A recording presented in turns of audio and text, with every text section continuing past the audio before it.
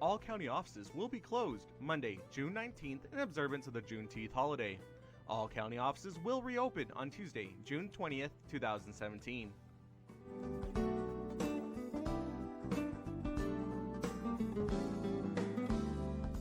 The County of El Paso is required to competitively bid for a variety of goods and services to meet the operational needs of county departments as they serve the El Paso residents. Are you a business that would like to be notified of available bids and contracting opportunities? The County of El Paso Purchasing Department maintains a database that allows our staff to notify interested businesses of bid and contracting opportunities based on the vendor's area of expertise or preference. To find out more about becoming part of this vendor notification database or to update your company's current information, please contact our department at 915-546-2048.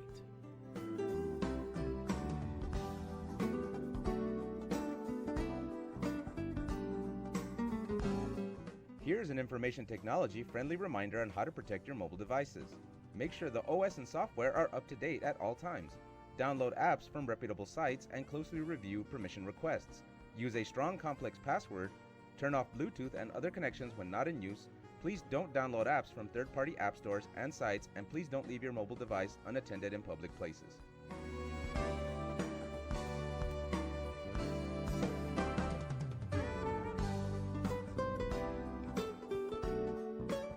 The 346 District Court Judge Angie Juarez Barril started the El Paso Veterans Treatment Court program in 2012 for veterans and active service members that have been arrested and charged with a felony or misdemeanor criminal offense. To be considered for the specialty court, the statutory criteria includes be a veteran or current member of the United States Armed Forces, including a member of the Reserves, National Guard, or State Guard, and suffer from a brain injury, mental illness, or mental disorder, including PTSD, or be a victim of military sexual trauma, all occurring or resulting from military service. Call Sylvia Serna, Veterans Program Director, at 915-546-2119, or email her at sserna@epcounty.com for any information.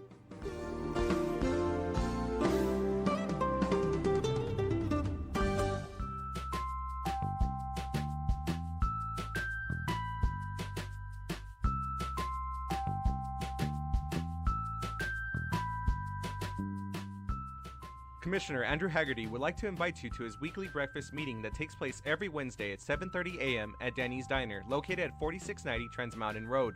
Every week he has a different speaker who will be discussing topics of interest for the community. So if you live in the Northeast, West Side, or anywhere else in the county, come and join us for the breakfast meeting.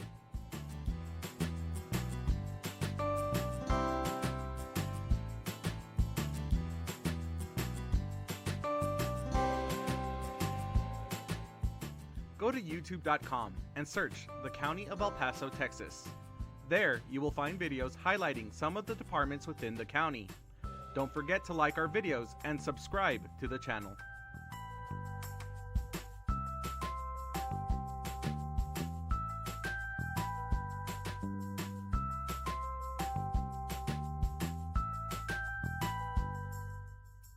Did you know that you can save money on the cost of your medications? And doing so is easy. In 2015, the County of El Paso launched the prescription discount card program from coast to coast. The cards are available to all El Paso County residents free of charge, and everyone qualifies. You can pick up a card at any county office location, Walgreens, Walmart, CVS, or Target pharmacies, or simply print the card at www.coastrx.com. Happy savings!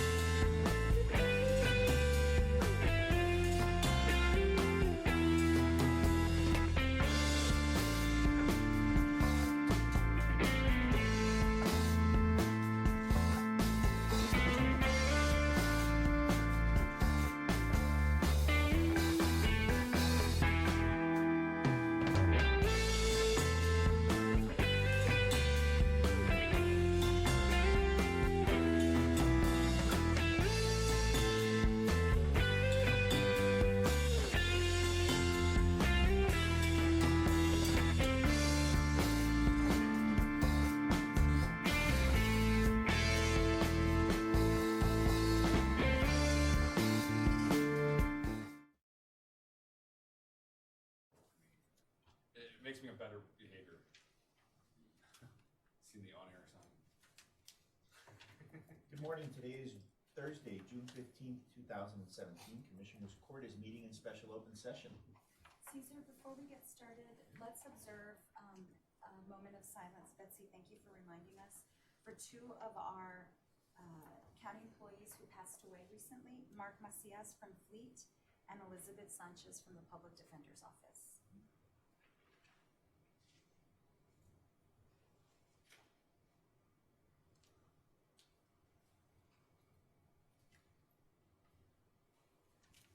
Thank you. And Commissioner Stout, we're all praying for Beto and sending him all the love and strength that we can. I'm confident he's going to walk out of the hospital and be feistier and stronger than ever. Yeah, thanks to you and everybody who's reached out. I know that it's a tough time, but it's very uplifting and to see all the support that's been coming into his family, his wife, and of course to my office. So he needs lots of prayers, and thank you all very much for doing that for him. Yeah, let us know what you and what he needs. Thank you. Okay, Caesar, we're ready to get started. Item number 1, discuss and take appropriate action on the Employee Fitness Center survey and architectural expenses. Good morning. Good morning, Judge. Good morning, Commissioners. Melissa Carrillo with Human Resources. Sam. Morning. Sam Trujillo with the Human Resources Department. Good morning, Berenice Acosta with the Human Resources Department. So this morning, this item is being brought to you basically to let you know what the results of that employee fitness survey revealed. And so Berenice, I'm really proud of her. Her and her team put together a really good survey, but they also compiled the results in a way that were easy to understand. And it gave the employees of the county a really good outlet to just communicate what they felt about this center and other benefits in general. So this morning, Sam would like to reveal what those look like. Great, thank you. Now, before we start, did we actually check the answers? Because I know I bought a gym membership one time. I didn't go, but I had one. So did we see if people actually are doing it or just would do it supposedly? Because in my mind, I'm going to go all the time. We got a wide range of answers on that particular topic, so we'll share that. And I think we got your response as well. We knew which one you The intent. Because I've got some really nice equipment that is a very nice laundry sorter.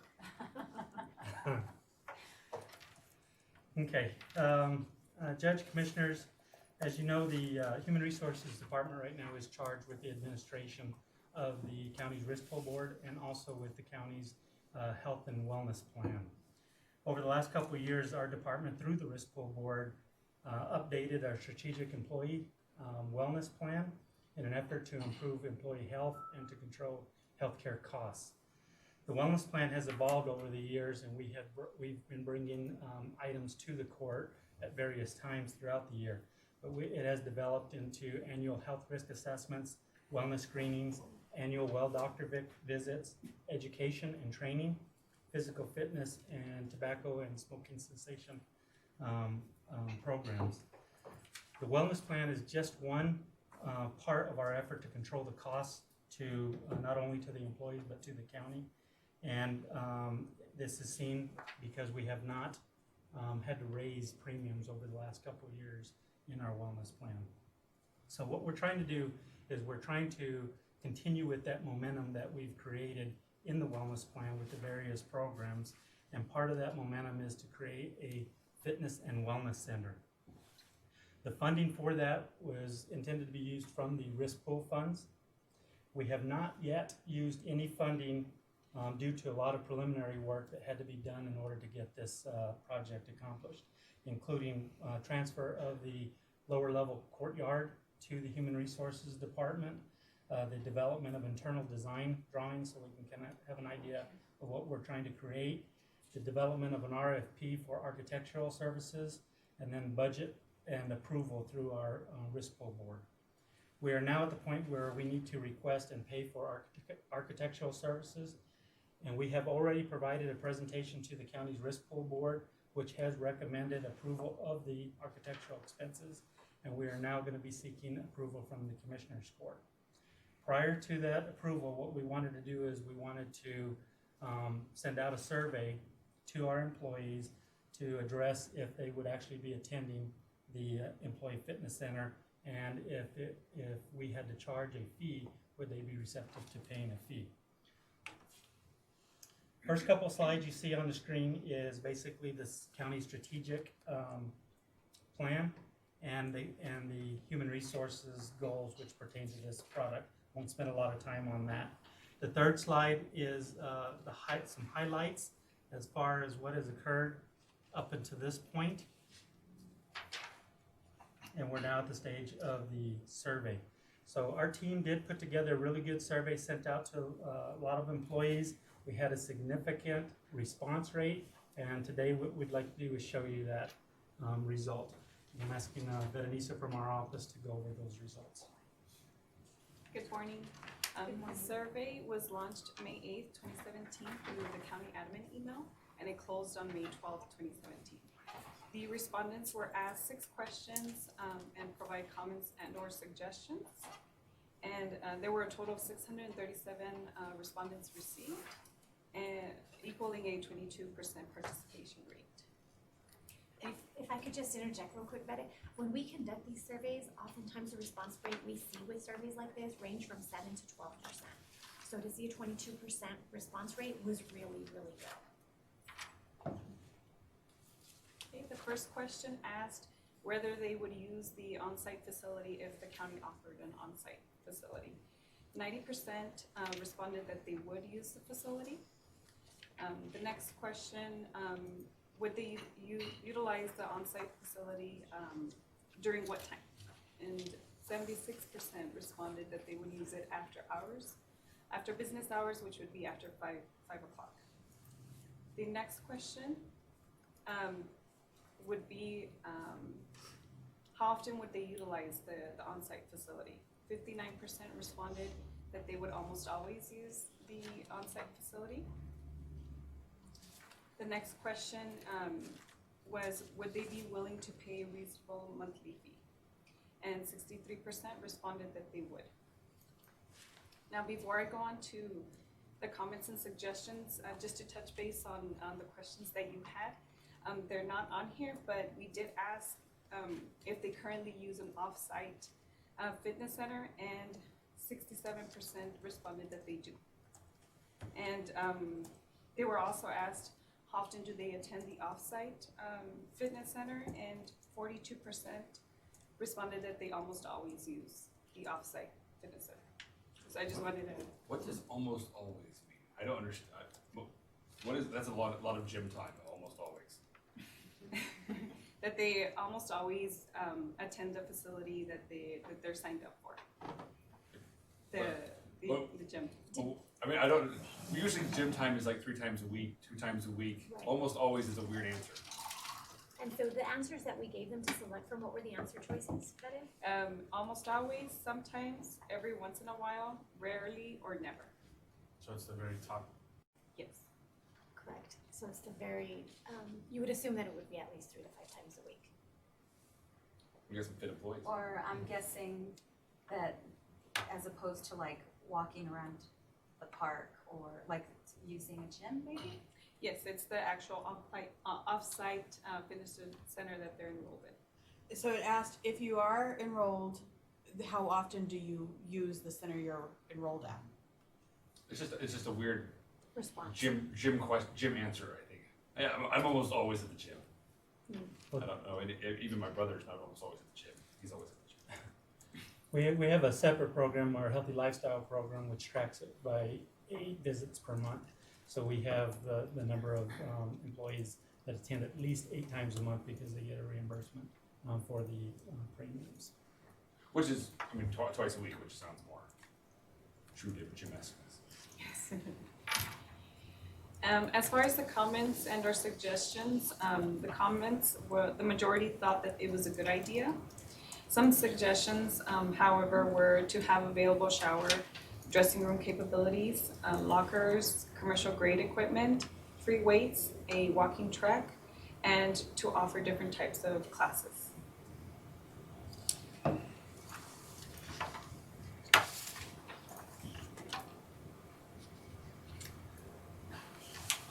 So before we get into the recommendations part, does anybody have any questions on this survey?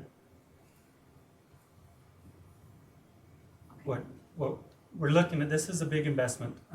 It is coming through the risk pool board, but a lot of work needs to be done on this, and we're right at the point now where we're fixing to either approve or not approve expenditures on this project. So we wanted to make sure this is the direction the court wanted to go before we expended the first expenses, which would be for the architectural services. What we anticipate is if the court approves this expense, then we would be bringing the drawings back to the court to show what it's going to look like and what the costs are from those figures. And then would be another decision that the court would need to make at that particular time. But we would have expended approximately $56,000 at that point. There were two other items that kind of slowed this project to this point, and they were legal issues that came up on whether the risk pool fund could be used to build a fitness facility, and the response we got back is yes, it can be used. The second question was, can we put a fitness center here at the courthouse due to bond requirements? And that question has also been presented to bond counsel, and I've asked Signe to join us here this morning to maybe touch on that particular issue. Good morning. Good morning. Signe Niemer from the County Attorney's Office. The county has some bonds where you have come very close to your 10% limit for private business use. And so the concern that we have is putting another type of private business use into the courthouse. Will that trigger a negative impact for your bond issue? Because that's going to be very expensive if it does. And so I sent some questions to bond counsel and tried to write those in such a way that when bond counsel's answers came back that we can understand them. And so when you are looking at these contracts, what you care about, we're going to assume it's a private business use, that unless you control it completely, you're going to have a situation where you have to be extremely careful how you structure this deal. And so to the extent that you are more restrictive, the safer you're going to be. So what do I mean by that? We're looking at how many square feet of the courthouse you use. And I sent square feet for the area that's been defined. And bond counsel responded and said, well, that's fine if you stay within that area. But if you start letting people, jog around the perimeter, or you've got classes that are going up and down all the stairs in the whole courthouse and so on, that expansion of use will really cause you problems. So if you're going to do the gym, you do it downstairs, you stay in the space, and you define that very specifically and put limitations in your contract. The second, and probably the biggest item, is how do you pay for this management service? You cannot share net profits.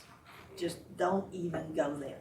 We're going to charge every person $10 a month, and you're going to get a split of that.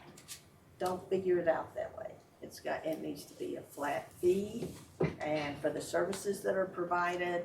And you could do some things like say, okay, for every employee that participates, or after a certain threshold, if you bring in more, you can make more, but you can't tie it back to what were the profits, what was the cost, and things like that. So you need to have bond counsel involved in writing your RFP or Q or whatever it's going to be. I guess it's a P here. and you need to have them involved in writing your management contract. Because we have to stay within the safe harbor provisions, and if we do not, we write a contract and we're sloppy and we don't control all these different things.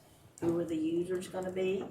Now, I understand that that's been defined to be people who are on our health program.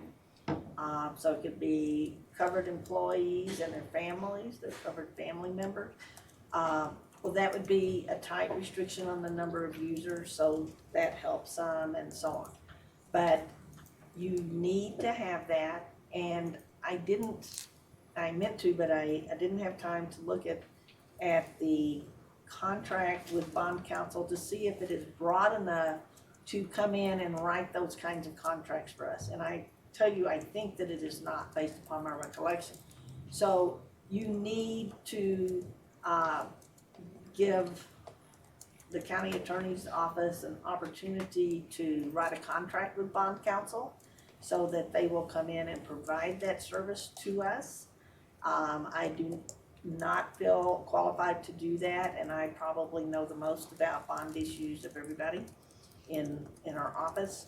So that would be the one recommendation. The other thing that concerns me a little bit, and Mr. Trujillo just mentioned this in a short meeting that we had, but because I'm thinking about this net profits and how you're gonna get somebody in here, one of the things he mentioned was that you were interested in having a third party who would bring in their own gym equipment and, you know, get to charge fees and stuff so that would offset their cost and so on. You're gonna get in trouble that way. I'm just gonna tell you, you're gonna have to be extremely careful. So when you are talking about building this facility, you have to stay open-minded to this idea of, well, what happens if we need to buy the equipment instead of a third party? Or instead of having a company that comes in to do this, do we have just a couple of individuals that are charged with running the facility and things like that? Bond counsel will give you more guidance, but if you, right now, he's on vacation, so I'm here, but he's already said until he had more specific, you know, parameters of what this contract would look like, that he was not willing to commit to whether or not it would pass the safe harbor provisions. And so, he does say, absolutely, you know, we can write a contract that will work and that will keep you out of trouble.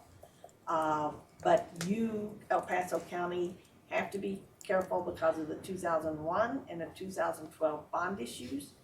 And so if you are, you know, he says $56,000 is a lot of money. You're making an investment that the second part of it is, are you going to be willing to make additional expenditures if we can't structure this deal some other way? And I don't have the answer to that. I'm sorry, Sam, did you want to respond? Or I can wait. so, from my perspective, I'm all for this, and I'm ready to support it, but I do think we probably need a plan, and we need to know what it will look like. Do we need to buy the equipment? So I think we just need I need a little bit more information before I think I could vote to pull the trigger on the expenditures. Commissioner Hagan? A lot of questions that I was thinking were just brought up. Was one, now we're using our insurance fund. Is there any tax dollar in that, or is that purely from employees?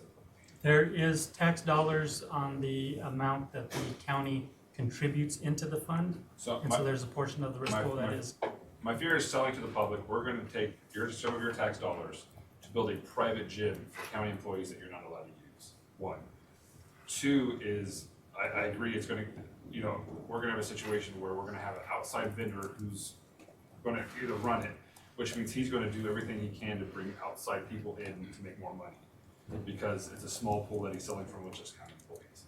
Or the other option is gonna be, we're in charge of it all. That means we're paying a county employee to be an aerobics instructor and a fitness instructor and all these other things. I just, I can see a lot more expense coming in and having 4 or 5 people whose only job is to run a workout facility for our county employees. Also, that means who's gonna be tasked to be here security-wise, before hours, after hours, weekends, nights, when people are saying they're gonna wanna work out. It just creates a whole lot more issues than a simple, let's just build a gym. Because it's as we all know, it's the people that is the expensive part of any transaction. So what's gonna happen after we built the gym? If we wanna have classes, that means there are gonna be night classes, there are gonna be day classes, so people are gonna be sitting there in the middle of the day. What does that mean when we tell employees, when people come in, it's like, why do you have 14 people in a class at 3 o'clock in the afternoon? How come they're not working? And, well, that's their lunch hour. And it becomes a very difficult sell when you add all those things up. Anyway, we look at it, I don't want to vote on a Thursday. I think it definitely needs to be Monday. I want to have the education today, definitely, but I think I'm not going to be having a vote Thursday vote. So just put that in. Now, I do want to make clear, to the extent that a third-party vendor is willing to come in here and bring their equipment and so on and work for a flat fee, that they're not working on a percentage basis, you can do that. I don't want to say you cannot do that. You can do that. But you cannot do profit sharing with your vendor. So I think that, I know that Rudy Segura will be here on the 26th. And I think it would be a good idea for this team of people to meet with him and give him some parameters and let us start those discussions. And then come back to you when we have more concrete parameters on how we would propose to set this up, so that you have heard those before we do the bid and you say, oh, I don't like that.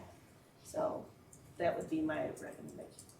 And do you know, are there any vendors that would be interested in the flat fee, bringing in their equipment? Or you guys haven't even got there? We haven't got to that stage yet. We do have contract with 3 vendors right now that we're doing a flat fee for at their facilities. So there's a few ideas that will be kicked around there.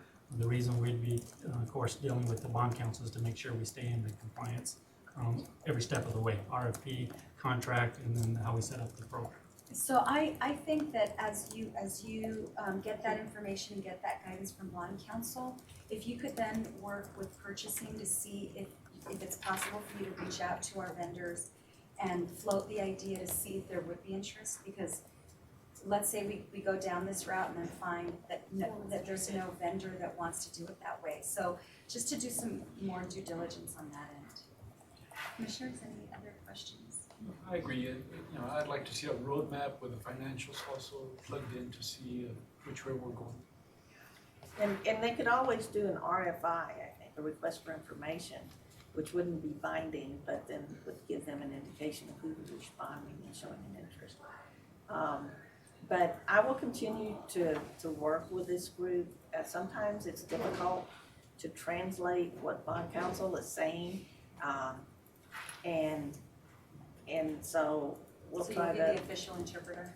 I'll be the official interpreter best I can. All right, thank you. Commissioner Stout, Commissioner Pettis, did y'all have any questions?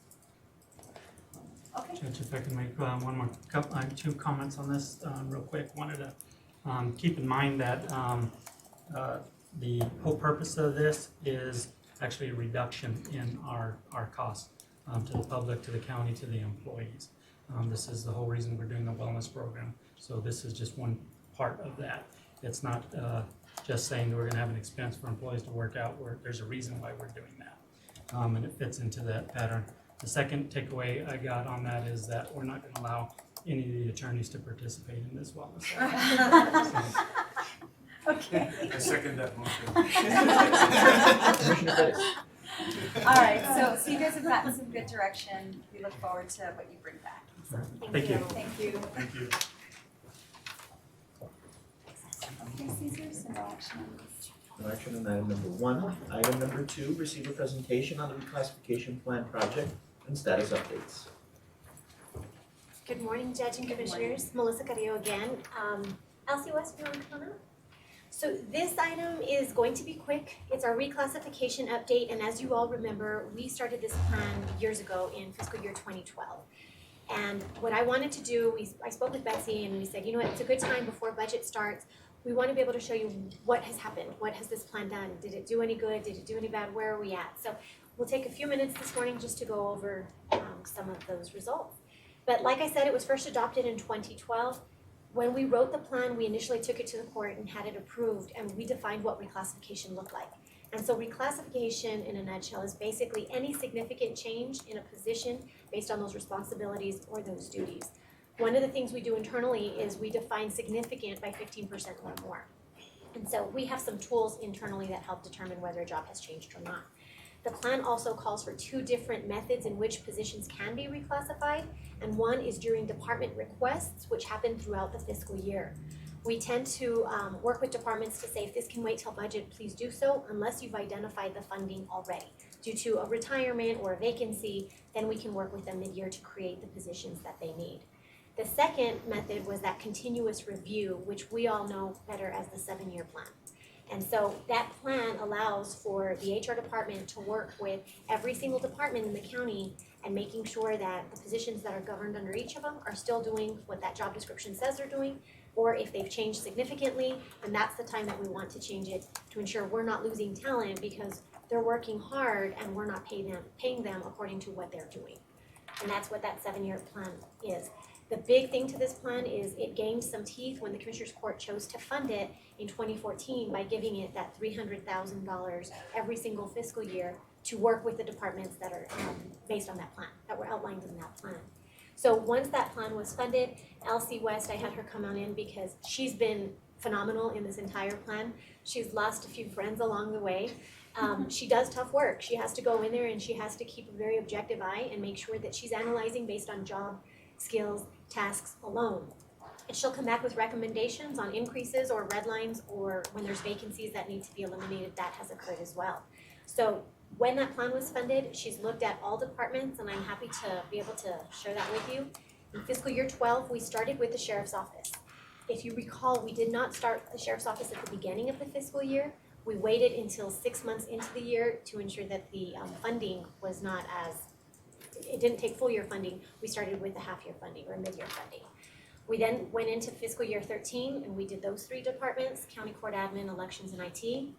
Fiscal year 14 was the year of our courts. And again, these are only for applicable positions. If there are positions that are not within the provisions of Commissioner's Court, authority, then we weren't able to look at those. But any applicable positions, we did look at. In fiscal year 15, we took those 3 departments, and you'll see that in the years we strategically planned it to take fewer departments versus larger based on the number of employees within each. So when we took the year of Public Works, it's an enormous department in and of itself, so there was only 2 other departments that joined it. Fiscal year 16 concluded, and we are now in fiscal year 17. This one is currently under review, but I'm happy to note that the study on public and fiscal policy pertaining to the Financial Recovery Division has been completed, as well as just making sure any of the new positions given in the budget section have also stayed within those job duties. And then HR, that analysis, we also conducted, but we were happy that since we had a consultant through PSPC, we didn't want that perception of, oh, well, how nice HR gets to analyze themselves. HR got a huge raise. They did not for those watching. So we definitely took advantage of having an on-site consultant and said, take this one. We don't want the appearance of any impropriety. And so he has done that one for us. They are done, but we will not launch or bring those recommendations to Betsy until your attorneys are done. For us this year, the attorneys are our priority. And like we presented last month, we're almost done with that. So once we are finally in agreement on what that attorney pay plan will look like, what the attorney positions will slot into, we will bring that to the court's attention, and then we will also bring budget and HR for final approval, and we will be done with fiscal year 17. So show me the money. It's really phenomenal to look back and see what you all have done. We've reviewed 26 departments. We have reviewed 955 positions, which consists of or composes 60% of your workforce. So that's a really good thing.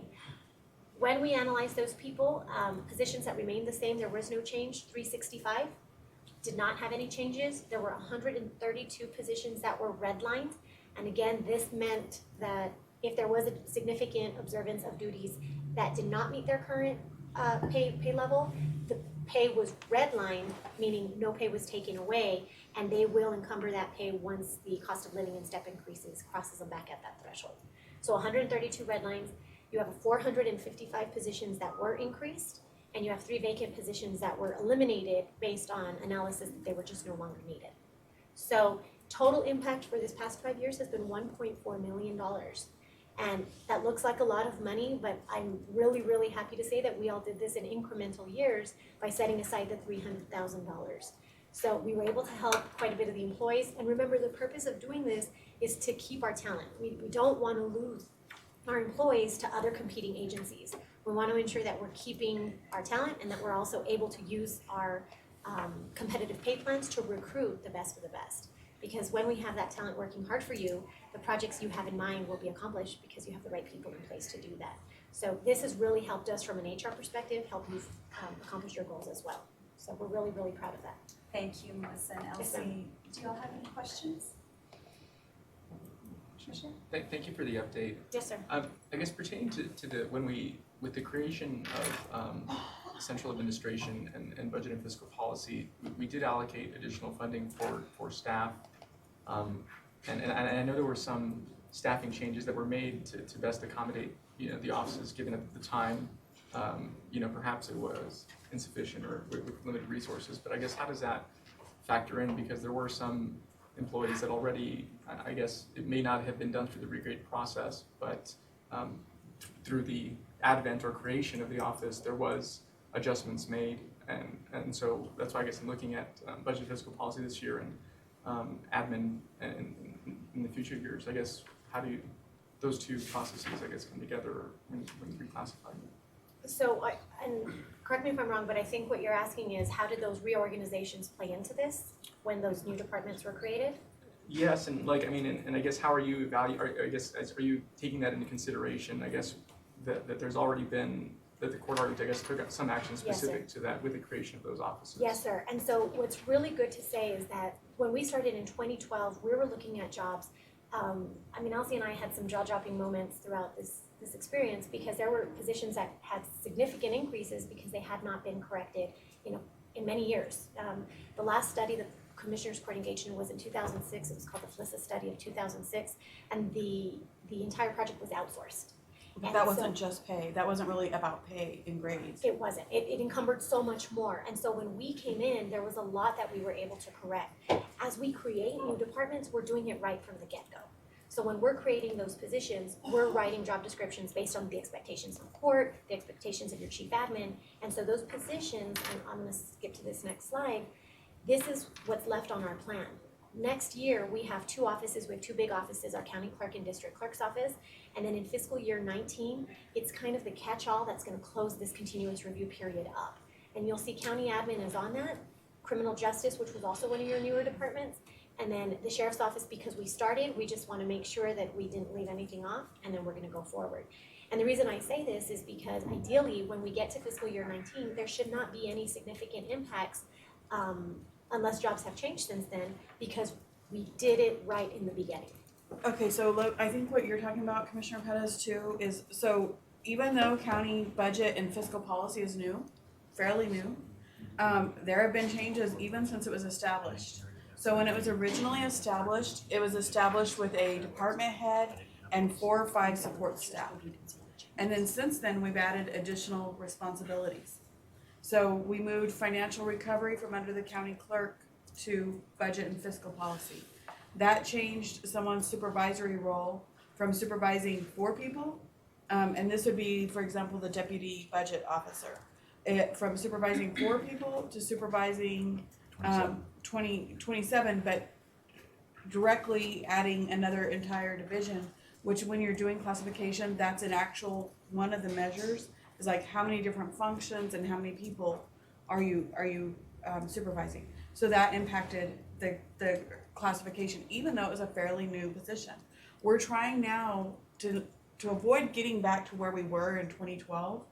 every time somebody does something like that, where we move a responsibility or, change, the organization of a department, we're doing that same type of assessment on those positions at that time.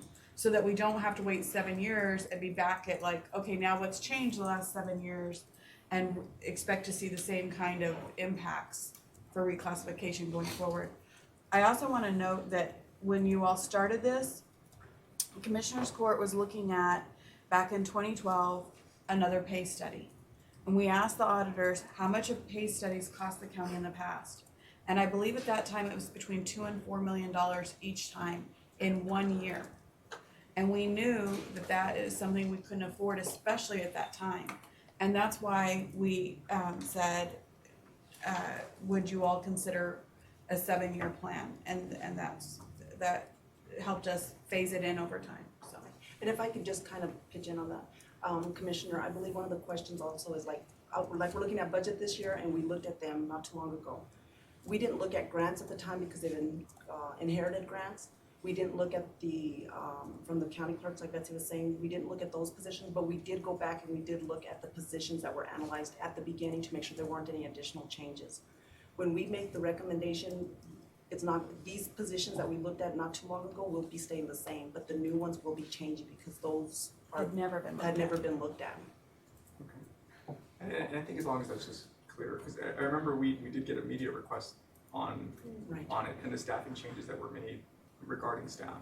And so I guess just as this proceeds, as long as that's clear. Right, we always go back and look at the positions we had already analyzed just to make sure there weren't any additional changes, but we're looking at anybody we may have missed at the time.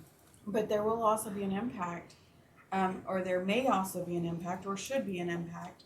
So for example, if we've moved divisions away from another department, there will be a need to go back and look at that department to see what impact that, if you take 27 people away from one department and move them to another, that department either may no longer need a person to supervise that section, or who oversaw that section, or it may impact, say for example, a person was overseeing 3 major divisions. Now they're only overseeing 2.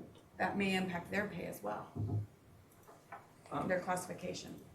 And then regarding the cumulative impact of, that you provided at 1.4, was there anything that stood out? I guess, was there any one department in particular that was under, or I guess where you had, more regrades versus another department that had more redlining done? Was there any, I guess, anything that stood out during this review process? And I don't know, this is kind of, I feel like I'm on the honeymoon game with Elsie to see if our answers match, but when we did this, there was one department that stuck out to me, and it was Public Works.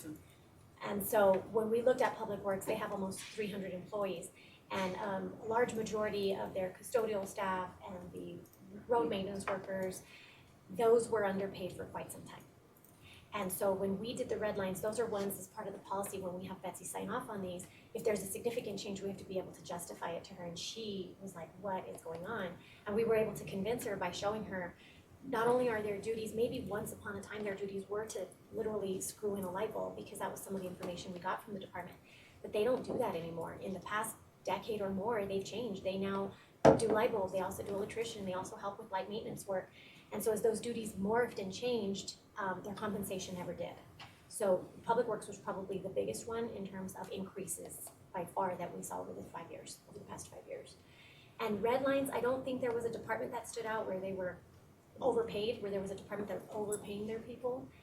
The thing with work is that it changes. Every 2 years when a new legislation passes, or when we get the new information in September, that impacts departments. Now all of a sudden we're required to do something differently. And so I was explaining to Commissioner Stout yesterday in a separate meeting we had, the culture at the county has always been work hard. We have a very hard work ethic here. And a lot of us work without saying, I don't care what I get, I'm gonna keep working because I believe in this organization. But sometimes we do that to a hindrance. So we're working hard and we keep doing it. Our jobs have morphed because we expect to do more with what we have. We don't come to Commissioner's Court and ask for more personnel when probably we need to be. But we work hard and we try to make it happen, and so that's what causes those jobs to morph so significantly. One of the things we do to keep our departments in check is also to say, but are you sure you need that? Because we often hear from departments say, well, they no longer just do this, they also do this. And our question is always like, but do you need them to do that? If the position goes away now and you hire behind them, are they gonna still do that? Because if the answer is no, then that's not a true requirement of that job description. So we push back a little bit just to make sure that departments are really asking for what they need to get their goals accomplished. Thank you. Okay. Commissioner? Melissa, Yes, sir. I've heard you say that in 2019, the study more than likely will be completed. But should it ever end? I mean, because so many things are changing on a monthly basis sometimes. So the year 2019 is a goal, but I think it's a living Absolutely. kind of situation where we always have to go back. And we do have a mechanism in place already that when, even like when we're posting, we're asking, has anything changed in the duties of that description? So we can keep ahead of it so that when there are changes, it'll be ongoing type thing. But yes, you're right, it's not going to end in 2019. And one of the things, Commissioner, I'm glad you brought that up, is when it ends, that's ideally, we may get to the point where we say, good news, commissioners, we don't need you to set aside the $300,000, but maybe we want you to just keep $200 aside just in case. During budget every year, what we're trying harder to do is educate and train the departments on how this works so we don't go back to where we were. And when they ask for budget positions, that's where we're trying to say, okay, if your positions have morphed, let's look at them now. So even after 2019 passes, we will continue to analyze any regrade or reclassification requests we get from the departments. But part of that is us also having to educate them so that they know when to say, hey, I think my departments or my positions have changed. Because everyone gets so busy that they forget and the job has changed for more than 5 years and then we're back at square one. And we don't want to do that. So you're right, Commissioner, the plan will never end, but we do feel very comfortable that at fiscal year 19, we're gonna have a workforce that is being paid competitive wages, that is gonna really help the organization overall. And we're also educating the employees as well, you know, that this is what your job description has become. If it starts to change significantly, again, make sure you get back with your managers and let them know. Thank you. Yes, sir. Okay, commissioners, any other questions? One more question. And I know I brought this question up when we had the outside consulting firm come in. But I guess when evaluating regrades, are fringe benefits taken into consideration for competitiveness of salary or not? Because if let's say if Commissioners Court in the future were to decide to make alterations to, let's say, the pension plan, would that necessarily affect the competitiveness of the salaries? Or are you just looking at the competitiveness of the salaries, not necessarily the whole package? So for the purpose of what we're doing with reclass, we're looking at salaries. We're not looking, and we have a really good system in place where when she submits her information, we also know what does this position pay in the other top 10 counties. We're constantly looking. And we also, the biggest part though, is we don't let the market drive our numbers. We want to make sure that the internal market is also playing a factor. So before we say this rate's a P19, we're looking at what other P19 positions does the county currently pay and how do they compete against one another so that we don't create a system that's broken. But when we're looking and comparing, we're comparing at salaries alone, not the entire package of holidays, vacation, retirement, not for this purpose. Thank you. Anything else? No? Okay, great. Thank you for the update. You're welcome. Appreciate it. Thank Thanks you for all for your your work. support of this program. We appreciate really what you do. important. Thank you. Caesar, let's, we have guests in the audience for one of our agenda items, and that is for item number 5. So let's move that up so that we hear from them and they can be on their way. I think 5 and 6. Oh, 5 and 6, right. Would you like me to read them both into the? Please. Item number 5, discuss and take action on the recommendations from the Veterans Advisory Board to develop a veterans employment preference policy in the County of El Paso. Item number 6, discuss and take action on the recommendation from the Veterans Advisory Board to instruct the county's Human Resources Department to work on cross-referencing all county job descriptions, identifying each specific county job by a corresponding military occupational specialty code. Thank you so much. Well, welcome. Good morning, Judge, Good Commissioners. morning. So, Introduce yourself. some. Good morning, my name is Bert McCollum, Veteran Advisory Board Chair. Okay, welcome. Thank you for being here. Did you want to address the court on this item? We do, and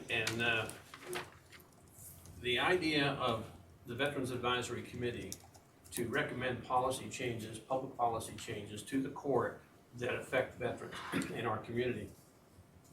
The major issues you all know excuse me, access to health care, which we may discuss later, in the rural areas of the county, transportation in the rural areas of the county to get veterans that need services, housing issues in the rural area of the county and how we can improve them for our local veterans. We didn't have a resource book 5 years ago. I will say that we didn't even have an advisory committee or an inkling of an advisory committee. And of course, Commissioner Stout and I worked together when he was in the senator's office.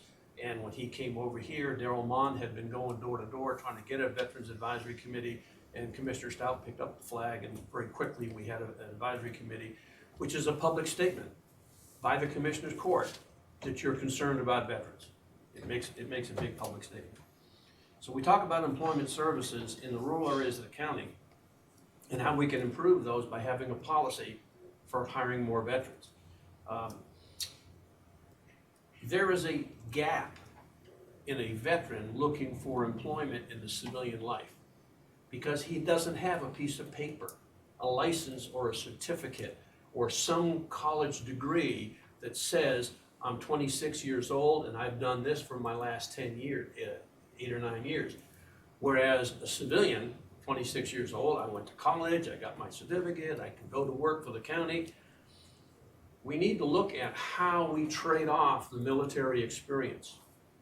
On item number 6, where we talk about the military occupational specialties, the Texas legislature, I think 2 sessions ago, requested all state agencies look at aligning their job descriptions, whether it's clerk 1, clerk 2, whatever that job is, as close as possible to military occupational specialties. Now, there are some translation programs out there that can be used, but when I come in as a veteran and apply to a state job, they want to know, okay, what did you do in the Army? I was in 11 Bravo Infantry. Well, okay, that says security. Police chief, that says constable. That doesn't say what he did on the ground. And so waiving experience that you're required in your job description to be able to substitute military hands-on experience as a factor for employment means you need a policy for veterans, because you don't know what I did, and you don't know what that 11 Bravo 40 did, the senior NCO. If he was in a striker brigade, vehicles, maintenance management, driver safety and training. I did project management as a warrant officer, but I can also fix radar equipment down to a component level. It won't be reflected in my MOS. We need to take some positive step to reiterate the statement that you've already made as a county commissioner's court that you're concerned about veterans in our community. Unemployment is high. I see people that are my age, Vietnam veterans, long-term unemployment, still struggling. I see Korean War veterans, 84 years old, looking for work. I see Gulf War veterans in their 40s looking for work. We see Iraq and Afghanistan veterans in their late 20s, early 30s looking for work. So there's a wide picture out there of different people who have different needs, as well as the 20-year-old who walks out the gate of bliss looking for work. Several years ago, Texas went ahead and changed the statutes for 23 different licenses and certifications required for state employment to allow for veterans to look at military agencies to look at military service of veterans to qualify them for employment. The primary example is the 88 Mike truck driver. Now, if you want to work and get a commercial driver's license, well, you go to the DMV, you take a test. Now you got to be road tested. Well, there's nobody in the world that's going to rent a 22-year-old soldier a 40-foot semi-truck. So what did the legislature do? You come out of the military, you have a certain time window, you want to be a commercial driver's license, you go down and take the test. We waive the road test because your military driver's license will say all of the equipment that you've operated when you were in the service. The young lady I talked to yesterday was a chemical specialist, E4. She drove 5-ton trucks to get back and forth to her job. That's pretty impressive. So if she's looking for work as a commercial driver's license, she now has the opportunity to do that easier in Texas. Otherwise, you know what? They may go home. They may leave Texas. And I think your HR director made a very telling statement when a lot of your programs are intended to keep your talent within the county. And what we're asking you to do is to create an employment policy targeting veterans to recruit your talent in and allowing that veteran to stand there and talk about his hands-on experience. I'll give you another example. HP wanted to hire some people in El Paso right away, and they went to Fort Bliss. They said, we want to hire some veterans. Couldn't find any because they don't have a Cisco network administrator piece of paper. Now, some of these young folks can drop off the back of a C-130 and throw up a global network just like that. But they don't have a piece of paper that says they can do that, because the military, although it teaches to a standard, you don't get that Cisco network administrator when you come out of school. HP said, we'll work with the Soldier for Life program, we'll identify people coming out the gate with the talent we need, we'll hire them the last 6 months that they're still in the service and train them up to get the Cisco certification. So had they not waived that requirement in lieu of military experience, they wouldn't have been able to hire veterans out of Fort Bliss that they're looking for specifically in El Paso. So adopting the state, for example, just simply making a statement to adopt the state program to try to align all of your job descriptions in the county with as many of the military occupational specialties as you can makes a positive statement that you're interested in hiring veterans. So there are some requirements. Other cities, and we're looking at counties in Texas, that have a veteran's preference for hiring, that all of the things being equal, you come in with the same qualifications as another person, we'll give you 5 points on your test to bump you up. Now, I understand we have a very large percentage of veterans employed already in the county, and that's not what we're looking for. We're looking for how easy we can make it for somebody coming out the front gate of Fort Bliss, a young 20, 21, 22-year-old, an old guy like me who's looking for work. You know, I have a lot of skills. How do I enter the process fairly, objectively? How can I compete? Because again, 11 Bravo 40, I don't need anybody shot today. I don't even look at that person as an potential employee. And so by aligning those things and saying, well, what did you do in the Army, Sarge? Well, you know, I had a battalion worth of maintenance I had to work on for my trucks, 300 trucks. Well, that's a whole different ballgame, because he was in 11 Bravo, but he was also in charge of maintenance for those trucks. And so I would ask you to consider a policy or look to your HR department to develop a policy for veteran preference hiring within the city. Thank you So so even much, within Mr. the county. Sparks. Really appreciate your presentation, and we appreciate the service that both of you provide to us through the Veterans Advisory Board. So if we can hear from Melissa from HR. Have you all had an opportunity to review this? Good morning. Good morning, Judge, Commissioners. Melissa Cadero with Human Resources. We have not yet had a chance to review any policies or any proposals, but we were aware that they were coming our way. One of the things that I did just want to point out is absolutely we pride ourselves on our veterans, but we have every job description currently in the county does not, even when it does require a bachelor's degree or equivalent, it does allow for previous experience to suffice. One of the things that I know is being able to work with our veterans to be able to translate what that experience looks like so that it can count. In my EPSHRM role, we've done several veterans job fairs to be able to coach them and counsel them, because trying to communicate what Mr. Sparks just said into a resume sometimes doesn't flow, and then we have departments who don't understand what's trying to be conveyed. And so we need to really be working with our veterans to say this experience does count, and how can it translate so that even when it requires a degree, that experience would also still suffice. So our job descriptions currently do not discriminate against our veterans or do not take that experience into consideration. We just have to make sure it's being communicated in a way that we understand and it does count. So I did want to say that we constantly watch our veteran hiring here at the county. In El Paso, there's approximately 49,000 vets, which is 5% of the eligible workforce, and the county of El Paso currently employs a little above 11% are veterans. So we are very cognizant of this, we're very proud of it, and we do want to continue supporting our veterans, absolutely. Thank you, Melissa. Yes, ma'am. Commissioners, any questions for HR or for Community Services or Mr. Sparks? Okay, Commissioner? Bill, you know, it's coincidental. I just had a meeting yesterday with a veteran over on the east side, and as a matter of fact, he's a retired police officer who was totally unaware of so many benefits that he was eligible for. And it just surprised me that somehow this information isn't getting to some of our vets out there. And I'm in the process of providing him with your number. But there's so many issues out there, and I appreciate what you bring to us this morning, because I agree with you.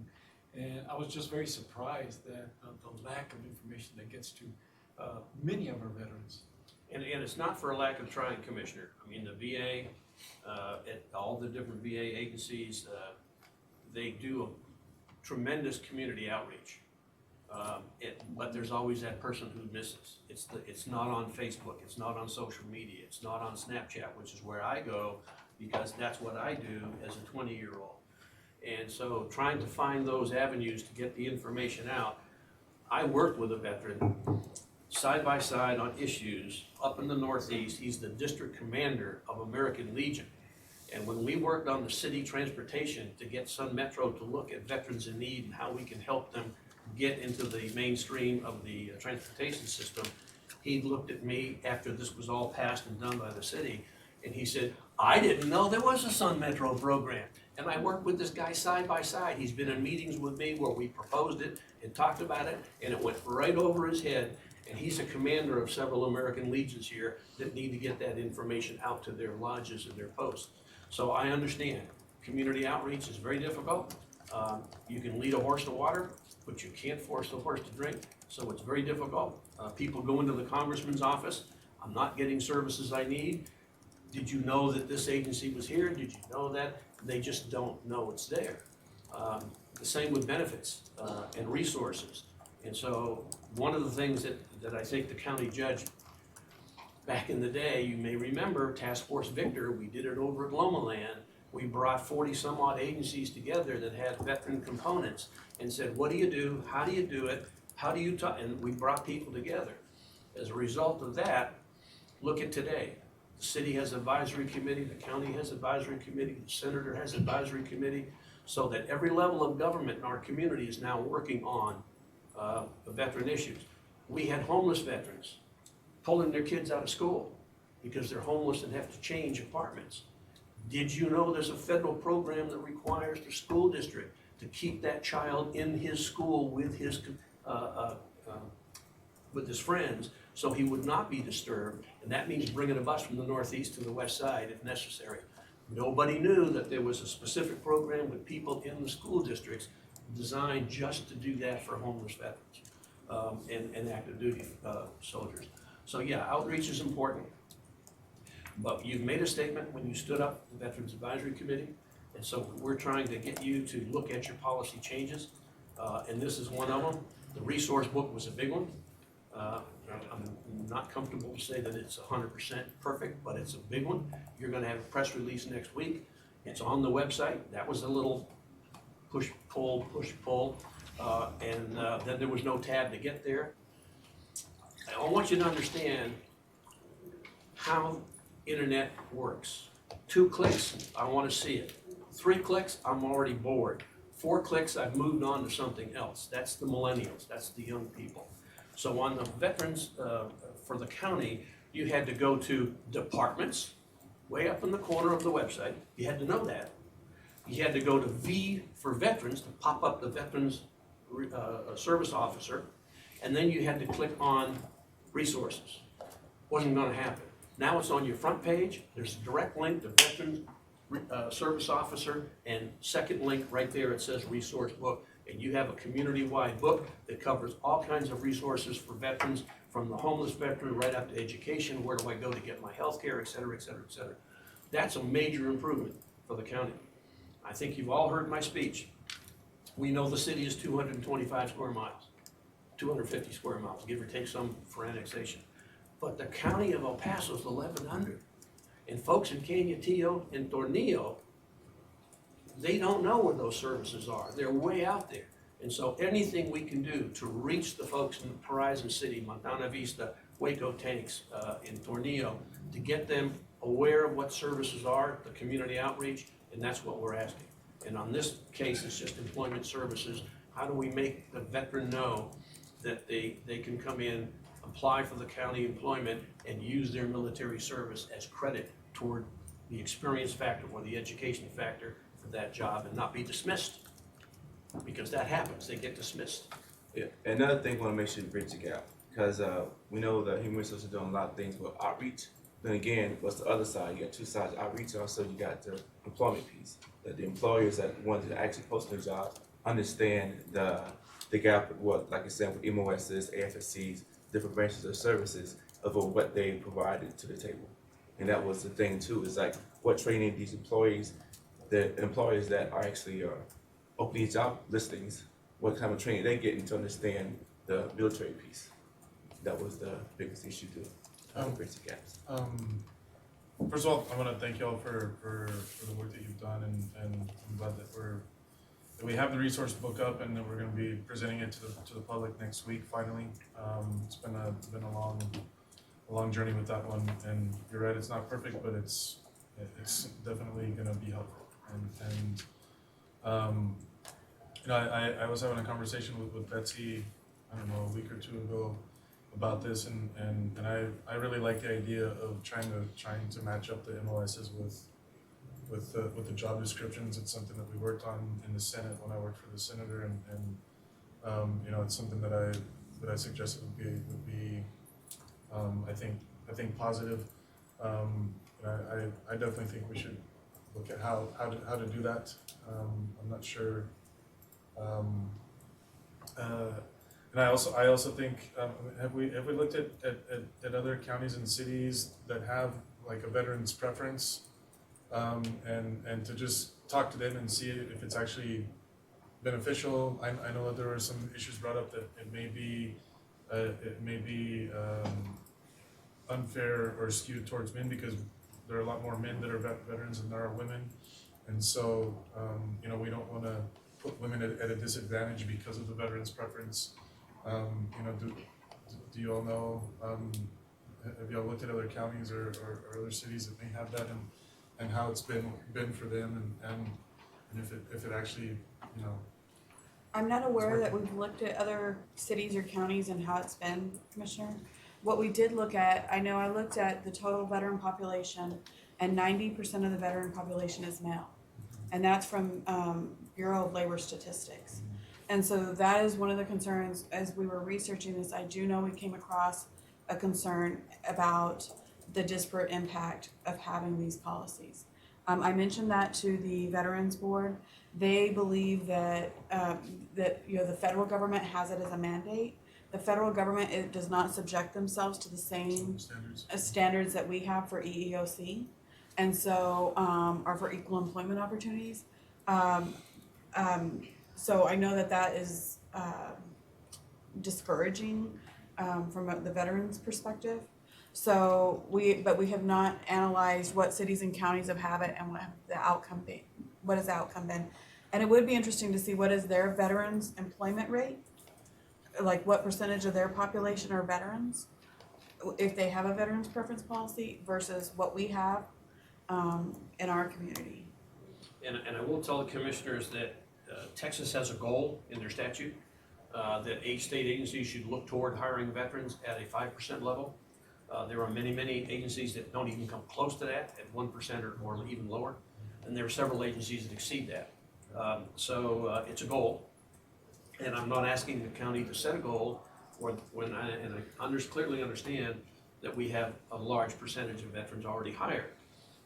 You're looking at keeping the talent in the county like any business would, and we're asking you to help recruit that same talent to the county because that talent is being dismissed in many cases.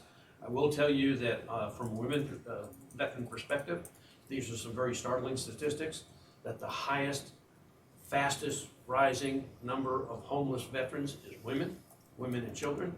And at the same time, one of the fastest small business entrepreneur growing sector is women veterans. Houston, for example, I've been told many times, we don't need a veteran business association in El Paso. People don't say, we don't need it, okay? Houston has a women veterans business association. So there's a need, people organize around a need. And of course, you made a positive statement by standing up to the advisory committee. we're making our policy recommendations to you. We do have talent on the board, so if it's a question of how do we do something, where do the statistics come from, we'll be glad to help research that. But I think it goes a long way if the county stands up and says, we will look in the direction of creating a veterans employment policy. Thank you, Bill. Commissioners, any other questions? Oh, go ahead. Sorry. As far as finding a way to do some cross-referencing, I think it would be a bad idea. It would help solve what Melissa said earlier about some department heads or others not being able to, because if you don't understand military jargon, it's a different language, and so you're not going to. I mean, most people don't even know what an MOS is, much less how to read one. And so I definitely agree. I think we do need to be, as far as the preference policy, El Paso is a place that has a large base and a great location. So a lot of people come here against their will and never leave. And so I think because of that, we do have a very large veteran population. I think there's a need in places that don't have a large population to definitely look at doing this. Whereas I think if we're doubling the requested ratio of veterans, I don't think it's something that we need to say is a staggering issue. I think the majority of people who leave the military definitely leave with a skill, no matter what their MOS is. But I'm not comfortable putting that in yet, but I think we definitely need to look at the MOS currently. And I agree. I think, Betsy, would you be able to have Melissa look at that MOS designation or to come back with a recommendation about how to make this a more appropriate process? Yes, ma'am. One thing I discussed with the Veterans Advisory Board, which I think would be super helpful, is using the board to help us with identifying those MOS. Like, I thought if we take the job descriptions that we have the most vacancies in, start like with those first, so that we make the most impact initially. But take those to the Veterans Advisory Board and ask them to help us go through and cross-reference them to the MOS numbers that are used in the military. And Commissioner Stout and I discussed this as a possible project that we could work with the Veterans Advisory Board on. And I think they seemed receptive to working with us on that. But where we would start with the jobs where we have the most frequent, and then we'd keep working down the list until we get through eventually all of our job descriptions. But even if we started with the top 10 and said, okay, all of these MOSs cross-reference to that particular job description. Okay, so maybe an appropriate motion would be to direct central administration to have staff work with the Veterans Advisory Board on creating the MOS alignment. And, I mean, maybe, to speak, looking at creating a, because you all are asking for an employment policy, so that can be, working towards that, but, I mean, I hear what you're saying when you want a policy and it seems that at this point, folks are okay with the fact that 11% of our county population our employees are veterans, but maybe there's something that we could look at saying that, what if we if at some point we get below 5%, or if we get to 5%, then that would be a trigger to I don't know, create a veterans preference or something like that. I don't know, because there may not be a perceived need right now for something like that, but since the state they're asking for all of their agencies to have a 5% veteran employee population. I mean, I don't know. I'm just trying to think of how we can take what you all are giving to us into account and create something that I don't want it to hinder us when it comes to, and I definitely don't want to be discriminatory when it comes to hiring more men than women and giving the veteran preference, but I mean, can we also look at if there are other counties doing it? Like, I mean, I'm very curious as to what's going on in other places and how they deal with it. And Commissioner, I have a hard time understanding the disparate issue. A veteran who serves 181 days on active duty is a veteran. National Right, but Guard or they'll- Reserves called up for a year, they meet the threshold over 181 days because they're on anti-terrorism presidential orders, they're a veteran. Right. Women veterans are included in that. Right. But they're a minority, that's, Well, and here's the challenge, Bill, we deal with EEOC Correct. complaints and lawsuits in executive session all the time. We have done things to try to prevent our liability because ultimately the taxpayer pays out those settlements if when someone has accused us of discrimination. Sometimes we end up having to settle because the risk is so high, not because we think we've done something wrong. Because we've taken cases to juries where we have felt thoroughly and utterly confident that there was no discrimination, but a jury has believed differently and given tremendous awards. It's not as simple as saying, it's a philosophy that we should adopt as policy. There are considerations for us that if it's perceived as discriminatory, believe me, we're gonna get sued. And I would ask you then, Judge, to direct that statement to your county attorney and ask that question if you move in the direction, because we're asking you to adopt a policy to move in the direction of a veterans employment policy. And that can be part of that discussion. But not doing it because of that is a roadblock. In other words, we're not gonna do it because we're afraid we might get discriminated. Well, let's ask the question and move forward and do the research and so on. You know, one of the conversations that I did have with Ms. Keller was PTSD is an issue. Okay, you can't discriminate against the National Guard or Reserve. You can't discriminate against a woman in employment by asking how many children they have. Are they going to be pregnant? Are they pregnant?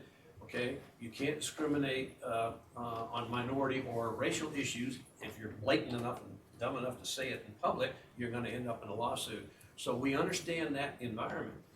And then somebody during an interview says, well, you know, I have PTSD. Oh my God, I'm not going to hire this guy.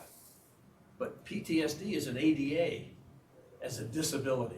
Now, if you do not hire that person because he self-disclosed his disability, it goes with a person in a wheelchair coming in saying, I want to work for you. Well, I don't want anybody in a wheelchair. I'm not asking for special consideration. The only time ADA requires that you self-disclose a disability is when you're asking the employer for reasonable accommodation, a better parking spot, a desk modification, access to a handicapped bathroom or whatever. Those are the ADA requirements. So we already have a picture out there of discrimination, non-discrimination, protected status, and so on for a variety of people, and we're asking for that same consideration for veterans. Thank you, Bill. Melissa? Yes, Mr. Sparks, I just wanted to clarify on something. As we've all been saying, the concern with creating a veterans preference policy would say that during the course of interview, that veterans would get higher points allocated to that interview to ensure that they get a preference in being hired. And by doing so, I don't think that the resistance comes from our fear of any future lawsuit. I think it comes from actively creating a policy that would show a higher amount of men being hired as a result of a veterans preference policy, which would then have an adverse impact on our female population. And if it would be helpful, we could drop the word preference and go to a veterans employment policy. And again, all things being equal in that employment process, the veteran would get the consideration. If they're otherwise qualified and otherwise, I mean, everything would have to go through the same process. We're not asking for a special process, but to look at the veteran. There are major companies nationally, Hilton International. We will look at veterans first for middle management because of all the organizational effectiveness and project management experience that these middle NCOs and junior officers have. We look for them to seed our hotel properties around the world. Government does the same thing. Government goes looking for talent like that on a regular basis. So we're just asking the county to look at an employment policy for veterans. So if the word preference is a hang-up, we can take the word preference out and just say, look toward moving toward an employment policy for veterans for the county of El Paso. Thank you, Mr. Sparks. Again, we really appreciate your passion and your advocacy and all your volunteerism and everything you do for vets. Thank you. So I have a recommended motion, unless somebody wants to change it, to direct Betsy to ask her team to look at the alignment of the MOS and to do that in collaboration with the Veterans Advisory Board. And that's for item number 6, Judge? Yes. Okay. Sorry. Oh, okay. All right. So I'll make the motion. Commissioner Bettis? Aye. Commissioner Leon? Aye. Commissioner Stout? Aye. Commissioner Haggerty? Aye. Judge Escobar? Aye. Motion carries. Okay, are there any other motions? Okay, well, thank you so much. Appreciate you all very much. Is Lisa nearby, or were you gonna present on elections, or? Oh, here she is. Lisa's Let's do- Thank you. Item number 4, please. Sir, hi, Lisa. You just use that to go forward and backwards. You look so much calmer right now. My son's teacher told me I looked tired this morning. I said, well, I Item am, number but 4, receive and discuss a presentation regarding elections and elections equipment and provide input on the options. Good morning, Commissioners, Judge. So, Lisa Wise, Elections Administrator. I wanted to just give you guys a little bit of an update on our elections equipment. Betsy and I attended a meeting last week in Austin with the urban counties and talked about possibly doing a joint contract with other counties if we could get a better price, and just kind of look at that. So I want to fill you in a little bit on where we are currently and what that looks like. And Commissioner Stout was there too, sorry. I don't want to leave you out. So currently, we purchased the voting equipment, the machines that you use at the polling site, with the Help America Vote Act funding. That was federal funding that was given following the presidential election in 2000, and that's what we used to buy those machines. They have a lifespan of 12 to 15 years, so you can see that we're at the tail end of that right now. Currently, we have over 100 machines that are inoperable in our warehouse, and we lose about 13 to 20 every election. And I put on here because I didn't want anyone to panic. The machines are counting correctly. The issue is the hardware. The legs break, the screen freezes, the motherboard is a big one. It's shot on there. And vendors no longer produce the parts to fix these machines. In November of 2016, because we anticipated such a heavy election, we ended up renting machines so that we wouldn't be short at the polling sites. But even those machines that we rented are they're at the same age, and some of those were not able to work. So last summer, anticipating that we would be needing to go into a new contract and get some new machines soon, we had a bunch of vendors come and demo some equipment here. We did 2 types of demos. We did a DRE, which is what we use now, the direct recording electronic machine, and the BMD, which is a ballot marking device. The ballot marking device is different in the way that when you can still vote electronically on a touchscreen, but instead of a card that you put in a piece of paper that's about the half size of kind of looks like this, about the envelope size.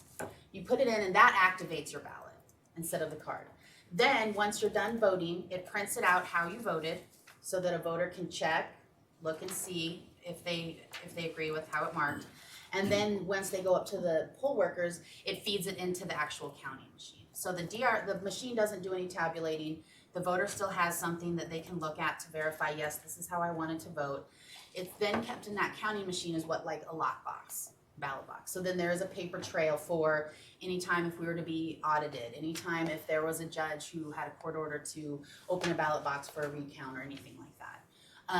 And so really everybody, I didn't hear anybody who went the opposite way, that came to the demos preferred the BMD because of the continual concern with hacking, we hear all the time, electronic voting without anything to really go back and verify that voters are satisfied with.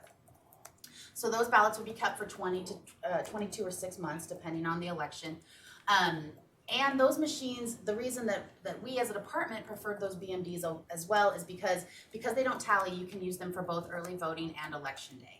Currently, you can't use the same DREs for election day and early voting in case you are audited because they do the tabulation in the machine. So that would save us from purchasing about 300 machines. And these range from 1,000 on the cheap end to 3,000 or 4,000, depending how many you buy, depending which vendor you go with, those kind of things. And many counties across the state, including most of the counties at the meeting that we went to last week, had said that they would not agree to purchase any equipment that did not have the real-time paper trail because of the concerns from their voters, because of just the sentiment, I think, across the country. So now we go to vote centers. This is something else that I know we've talked about a lot. Texas election code requires that the DRE be used in vote centers. And that's because that law was written to, start the pilot program before there were other options, before a BMD was available, before any other options besides the DRE. Legislation to permit a BMD to be used in a vote center was put up this last session, but failed to pass. And so a lot of the counties, like us, are in the same boat where we all wanted to look at the BMD, at least see if that was an option, an affordable option, and at the same time go to vote centers where now those two cannot coexist at this time. So a couple of the things we talked about at the meeting was that I know there's a push to either see if they can get that DRE language changed via administrative rule with the SOS's office, via Attorney General ruling, which can take up to 6 months, which we know, or the longest one, which is to return to the legislature in 2 years. And the machines won't last that long. I mean, we're struggling. So precarious. Exactly. So that's kind of the situation. So I put on here that we had gone to that meeting last week to talk about, look, we're all in the same situation. We all used HAVA funds. That was all federal dollars. Our counties have never had to come up with the money for this before, this type of purchase. So let's see if there's a way we can work together, minimize the costs, whether it's lease, purchase, we don't know. And there were several counties there, and they were large counties, some larger than us, some smaller than us, that were interested in at least looking at maybe doing a joint contract. Not necessarily agreeing to it at this time, but let's see what we can do. Let's see if that's a possibility. So all of those same counties are looking towards moving to vote centers. So we're all, like I said, in the same predicament of we want new machines, but the machines that we think may be the best, we can't take to vote centers. And currently the only DRE, there's one DRE from one vendor. So that's the other issue, is that we don't have any other options right now. The last thing I kind of wanted to just talk about is that everybody is looking at trying to keep a paper trail. There was a story even today about, some possible hacking, and we get more calls around election time on how do you verify that this is secure? How would I know? How can we make sure that, especially last November, nobody was getting into our system and things like that. So there's a real push across the nation to actually return to paper ballots, which we don't want to do as a county. It would take away our early voting possibilities of going to several places. But the BMD is what we consider a hybrid. It's kind of the best of both worlds. But right now we're kind of in a limbo because again, it hasn't been approved to use at vote centers. So I come to you today as a representative of the department to just kind of talk about a couple options and what you guys would either recommend or what questions you have. I as the elections administrator would like to at least look at the transitioning to vote centers. We've all talked about it. I think it's a great program. Unfortunately, now that legislation did not pass, that becomes more of a want to me, where the machines are more of a need. And if we were to get the machines that we decide we can get the best price on and whatever we can work out on a lease or a purchase, and then we can always move to vote centers after that. Where if we move to vote centers, we're stuck with one vendor, one machine, and no room on whether or not we really like that machine or not. So this is kind of the options that I've put up here, which would be to continue with the vote center application for 2017 and explore purchasing options for the DRE from the single vendor for 2018. Or we postpone vote center application until 2018 or 2019 and continue exploring purchasing options for the BMD for 2018. We may be able to work something out in the next 6 to 9 months where we would have it for 2018, but I don't see that happening for November. And I think, and Tony and I have talked about this, because that November election doesn't get as much volume as a lot of our other, obviously our countywide elections, with the renting, I'm confident that we can go through November with what we have.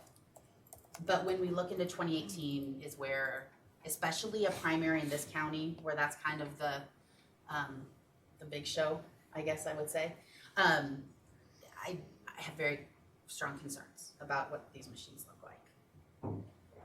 Lisa, as part of the discussion I recall also was that there's also a concern that there could come down a federal mandate. So if we Yes. buy the DREs Right. and put the money into those, there could come a federal mandate that we go to some kind of paper trail. Correct. So there is a county who did go ahead and buy the new DREs, and upon delivery, their county board froze the decision and just said, well, let's wait. But they'd already ordered them because they were getting such a pushback for no real-time paper trail. And now they're looking at the possibility of adding that option, which is actually over another $1 million. And so I don't want that to happen to us. I don't want to be rushing to get somewhere and not making sure that we get the right things at the right time. So sure, I'll take it. Lisa, just for our listeners at home, can you describe what a voting center is? Sure. So a voting center is similar to basically what we have right now for early voting. And that would be that on election day, you could go to any location. We wouldn't have precinct voting anymore.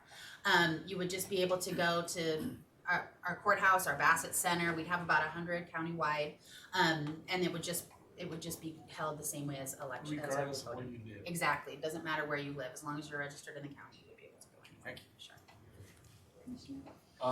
The question I've got, if we go with the paper, I'm thinking Scantron is what I'm thinking, kind of, basically. Since these are a 15-year thing, and I know with the card, they just reuse the card over and over. What is the fear of them stopping to sell the paper 8 years in, and now we're stuck with these machines that doesn't have the, I mean, what is the? So the BMDs, they use a thermal printer, so we don't have to worry about the replacing the ink. The paper is, right now, the ones that are in certification that have gone through the process and are just waiting for approval, you could use any paper. Okay, so it's not the certain. It's not certain paper. That's what I was like, it's okay, well, No. we've got these, and they were great, but Right. we can't buy the paper anymore, Right. so. Exactly, and I mean, that's kind of some of the things we're running into with the DREs now. Right. We have no way to get a new motherboard, or, I mean, if we do, it's twice the cost of the machine and things like that. Right. So those are all things that everybody kind of came together when we talked about a year ago, what do we want in a new program? And it's that we can use off-the-shelf products rather than have to commit to a vendor for every little piece. And the BMDs do the electronic and paper both, right? So it's a hybrid. So basically, you still vote electronically. You go It's to the recorded touchscreen. electronically. Yes, but it's not tabulated in that machine. Instead, it comes out on the paper. The voter, prints out, so I could see, okay, I voted candidate A, yes, yes, yes. So the other thing that does is that we have a lot of people who call us and say, I accidentally hit cast ballot, or I did this, and I need to get my vote back out. And obviously we can't do that. So this gives them that time to actually review the ballot. Then when they take it up to the poll workers, the place that you check in, there's this machine that's basically the counter, and so it'll be like green light when you can feed it in, it will say thank you for casting your ballot, and then it goes into this lockbox that's secure and that way. So you'd still have, and you'd be able to still vote electronically. I mean, that wouldn't change very much. It'd be the same kind of touchscreen type situation. But the paper would be there for a recount. The Right. paper would be there for an audit. The paper would be there if for some reason something happens that electronically shuts everything down. But it would be tabulated electronically when you feed it into the feeder, machine, right? yes, And the so the feeder. paper trail is just in case there's like an issue. Right, There's exactly. One voted one by one vote, that kind of thing. Right, if we had to do an audit, if a judge ordered that to happen. And we have a lot of support on that kind of hybrid, at least in Texas, and I believe probably eventually throughout the country, because of the push to go back to all paper, which I think would really shut us down, instead of moving actually towards the electronic. But with Is the BRD gonna cause longer lines, do you think? I don't, I mean, we're it's, talking about, I don't know the if time it would takes to be- get voters in and out. because it's basically where now we burn you the card, you put the card in. Now we just basically activate the ballot paper. You put the ballot paper in. That's the voting is still the same. You may take a little bit more if you want to review it in the hard copy before you hand it in. But I don't anticipate that. I remember a conversation that they were talking about, you know, I don't know, it takes, you know, 30 seconds for somebody to vote with the DREs, and then it could take, you know, a minute or a minute and 20 seconds for another type, which would, I mean. Right, and I know when we were at that conversation, the biggest jump for the election administrator that was talking about the times was from straight ticket to non-straight ticket. That's where they were afraid that the lines were really gonna. That may be right. That was what it was. I mean, I assume this might add a little, but I don't think it would be that, you know, that significant. But I know he was talking about tripling or quadrupling a wait time because of instead of going in, hitting one button, now you're going. Race. Yeah, every race. Okay, well, so you need direction on whether I'd like we to continue to pursue the voter center application, right? Correct. So I've joined a committee from that meeting last week with other election administrators to kind of keep pushing or finding out where we are with the BMD.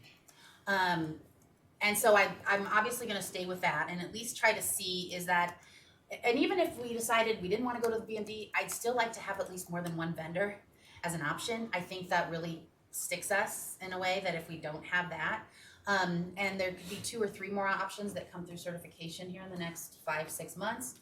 But at the same time, I'm just not sure if I should focus on getting the machine, you know, trying to get the best deal for the machines, and then just push off the vote centers for a year and a half, depending on what we decide would be best for the county, or continue with the vote centers, and then I'm not sure what to do with the machines in that situation. Did they? I don't remember if I was there, but did they talk about the reason why the legislation failed? I mean, was there? I mean, the opposition was because of. Yeah, they didn't specifically talk about it, but we were involved enough. There's one county, the largest county in Texas, who doesn't want to move to vote centers and who doesn't want to do anything that they don't want to open up the options with vote centers. They're afraid that eventually vote centers are going to be a mandate, and so anything that comes up with basically improving vote centers, they push. They push it out. So. So there wasn't there wasn't talk about trying to. I mean, because there's going to be a special session. Mm-hmm. There wasn't talk about trying to push it during. They didn't talk about that, but that's something that we have as election administrators. Yesterday, we kind of talked about maybe, and Betsy kind of gave me this idea when we were there last week of maybe if it's this one county which is very powerful just and has carve out, yes, and so she kind of put that in my ear last week of if this is really a one county, maybe that's the way you'd want to go, and so we may be able to get it through special session. It seems weird to me that they didn't already try that. If Harris County was the one that was pushing back so hard, and I don't know. Yeah, I don't know either. I don't know if they really. Honestly, I think they all anticipated that this would be just kind of an easy push through. And in the beginning, it flew through, and then it just became stagnant. So I'm happy to answer any more questions or get a little bit of more feedback. But Lisa, so you're recommending that we put off the voting center, right? Because of the machine situation. Vote centers is a priority for this department, and I want to transition to vote centers, but I don't want to transition to vote centers without being 100% sure that we have the best machines. I don't want it to backfire on us, because if you do it one election and it's not deemed successful, then you're not going to be able to do it again for a couple of years. And I don't think right now one vendor, one machine is the best way to make sure we get the best equipment, personally. And it would double our cost, basically. Yeah. I agree with you. I support your recommendation. I agree. I love the idea of vote centers. I mean, as someone who's spent a fair amount of time sitting at polling sites, when you can literally sit at one polling site and see 2 others, all of them not getting very much traffic, that's a lot of wasted time and money that the county is spending on elections for people just sitting there in a room that you could combine all 3 of them easily and still not make any more undue difficulty to the voter. And so I love the idea of it, but I agree. I think with the lifespan of these things of 15 plus years, rushing into a situation is not a good idea. So I agree on holding off and trying to get the right machines.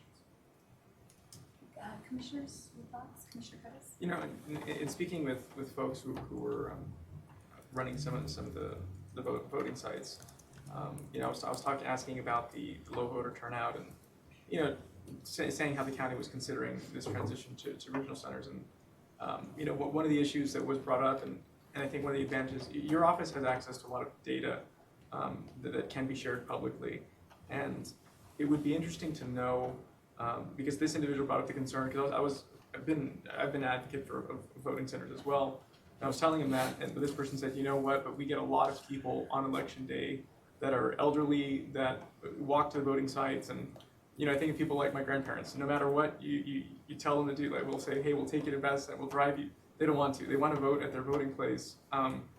But you know, regarding costs and all, I mean, we have to take all these things into consideration. But I think it would be really helpful to get that breakdown of people who vote early, and those the percentage of people, I guess, who are sort of the holdouts, or I guess those that you would say that are, you know, perhaps 60 plus, or you know, have consistently voted at their polling place on election day.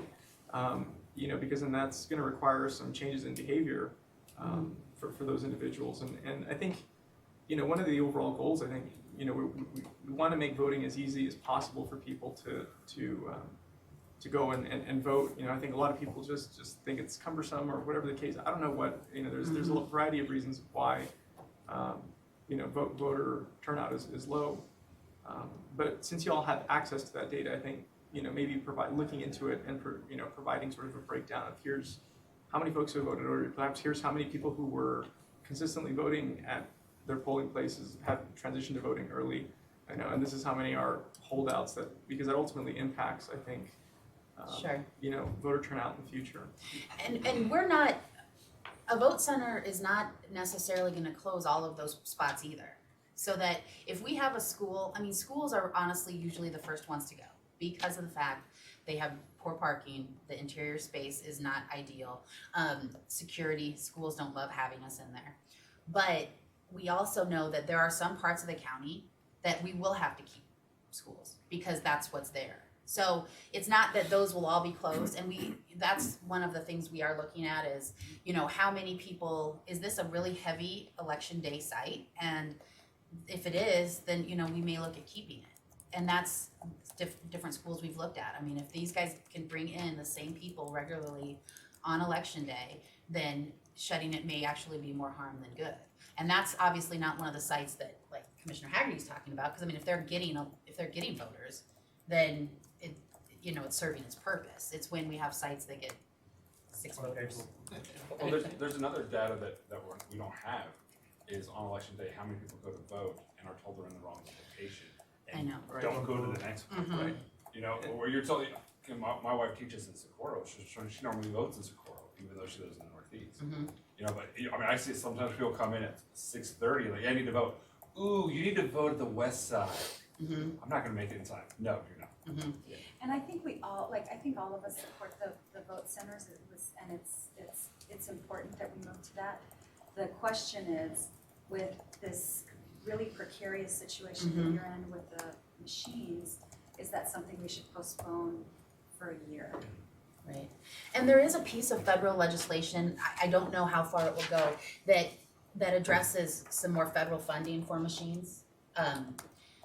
And Betsy and I kind of talked about this a little bit, that everybody's kind of holding off and hoping that there's another HAVA similar to that. They don't want to be the county that ignites that, but I think eventually that will happen. And so I would like to just make sure that we have what we need, and that's not us. And Lisa, if I could just dovetail on what Commissioner Pettis talked about, because there have been other counties that have gone to the centers, and they've experienced not a huge increase, but there's a 2% here, 2% there. And if you look at it over a 5-year period, you're looking at 10%. Right. But can you just go into that? Because number one, I'd like to everybody hear that, and our listeners Sure. So there's about 43 counties that have gone to vote centers. None of them have returned to precincts after they've had it. The voters have liked it. And that's kind of something we had talked about, is that you maybe, especially initially, you might get a big bump and then maybe it comes back a little bit, but gradually, even if it's a decade or a generation, if you can go up 10%, 12%, 14%, I think that says a lot. And the other thing that it does do is it does offer fewer provisional ballots because you're never in the wrong polling place. And that's something that saves us money, saves voters time. And I would say that, honestly, I would guess that maybe 10% go to the next polling site. There was a constituent that waited until the voting day, and she, because she always votes early, did not know where to go. And she lives with me, the constituent, so we had to find the location. And you think to yourself, wow. And you told her you're on your own, I'm Yeah. sorry. Yes. Figure it out. Yes. And I mean, just to kind of echo that, my husband had to text me on election day. And so that's something. I had to look up 15 polling sites during the early election when I was standing on a corner. And where do I vote? You have to go here. Yeah. And I would have to tell them. They're like, okay. It's super, super common. Yeah. Yes. I think Yes. yeah. I think to all of us, I know that a while back my voting location changed, and I went to my traditional one, and right at the 9th, or 11th hour, and they told me that we had to go up to a school, which had horrible parking.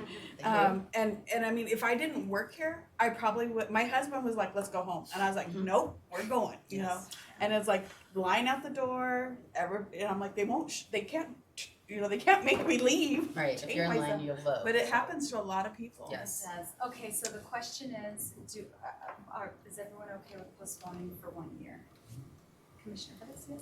Do you need a motion? Do we need to take action? It wasn't, I didn't have action, I just had to take some direction. So, but as this process goes on, and we'll have our election law seminar in July where we are gonna get together and meet with the SOS and talk about what are the options, what can we do.